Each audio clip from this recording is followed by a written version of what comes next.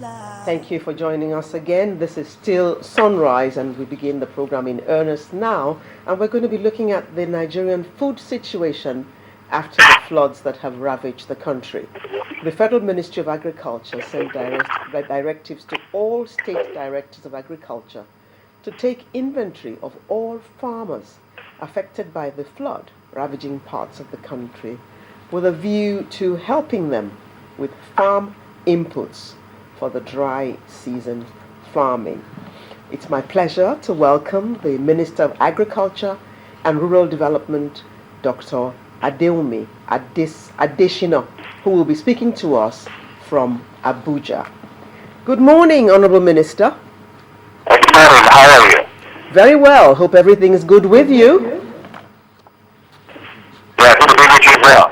Well, we see you have your work cut out. I'm sure that when you were taking office, you didn't reckon with the kind of flooding that we've had this year, which will definitely have made your work a bit more difficult. Well, when we took an assignment, I feel enormously honored by His Excellency the President to be asked to come to my country to do all the best I can to help restructure the agricultural sector here. So it's part of the challenge, it's part of my normal work, and we're ready for it. Now, after this massive flooding which we've had, what plans do you have now regarding food security? The experts have said to us that we may not have any challenges, but everyone is skeptical about that.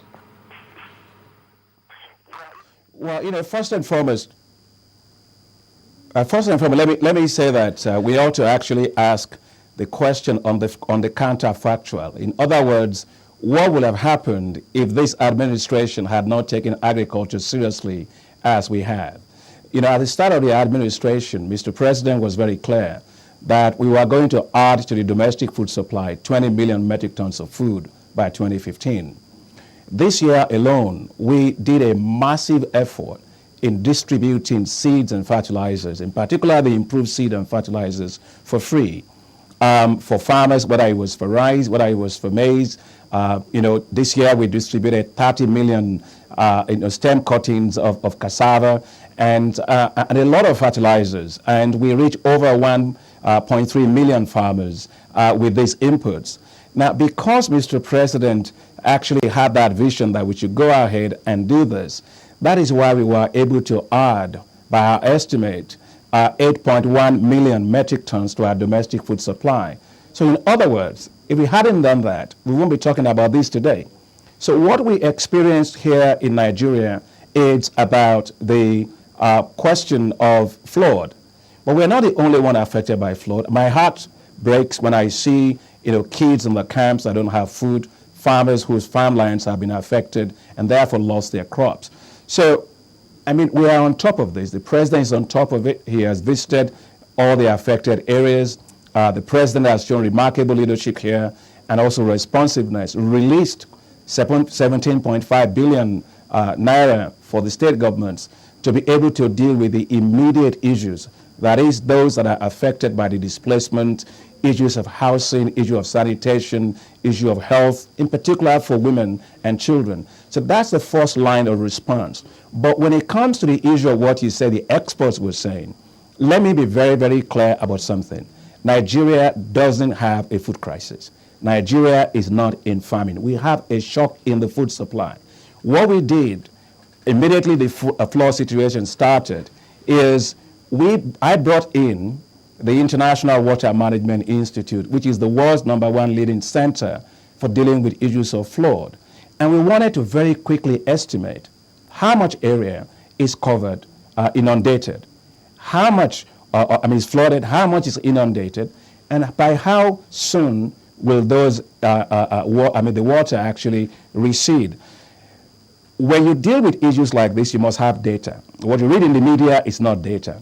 And, I hear somebody said in Kano that 95% of Kano's rice farmlands were underwater. Absolutely incorrect. Because I asked the commissioner and said, no, that's not Kano. You find people saying millions and millions of hectares have been washed away. Just not correct. We have satellite images and we have remote sensing data, which shows us for most affected states how much was inundated and how much of the estimates of the crop loss. Let me just give you some of that because data is very important. Take the case of Taraba, for example. Taraba was the most affected at the peak flood period, which was just between the 11th of October and 13th of October.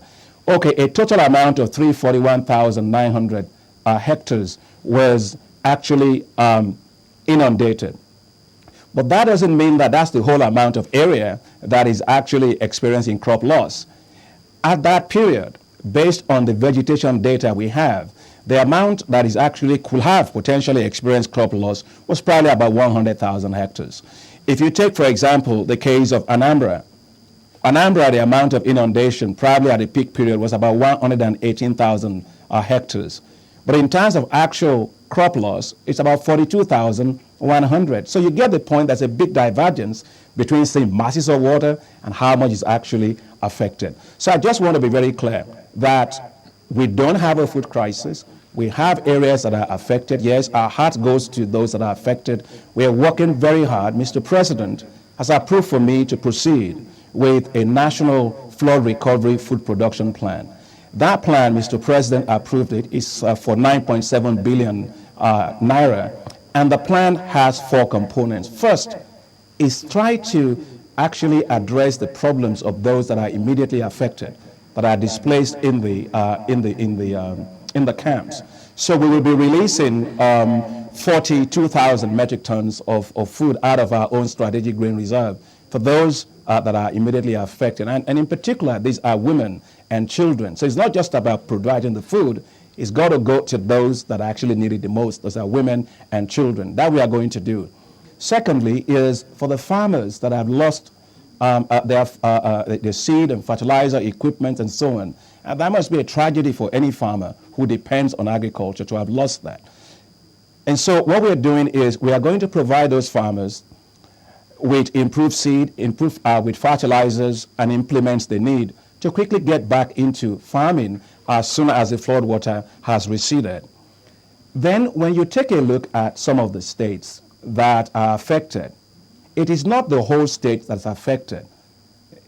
You know, we shouldn't make a mistake and think as if Nigeria is all underwater. We are not underwater, you know. But the issue is the farmers in this.